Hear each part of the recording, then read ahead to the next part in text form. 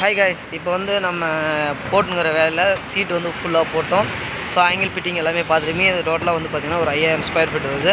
இது வந்து ஒரு பெரிய ஹோட்டலாக வந்து ரெடி பண்ணிகிட்ருக்காங்க. ஸோ அப்படியே நான் உங்களுக்கு காமிக்கிறேன் பாருங்கள் எப்படி இருக்குது அப்படின்னு. ஸோ ஃபுல்லாக எல்லாமே க்ளோஸ் பண்ணியாச்சு. எல்லாமே டோட்டலாக போட்டுங்க. ஆல்ரெடி பழைய சீட்டை வந்து பார்த்திங்கன்னா முன்னாடி போட்டுங்க, புது சீட்டு வந்து பின்னாடி போட்டுங்க. ஏன்னா அங்கே தான் வந்து கிச்சன் சமைக்கலாம் போகிறதுனால அதிகமாக டேமேஜ் இங்கே தான் ஆகும்.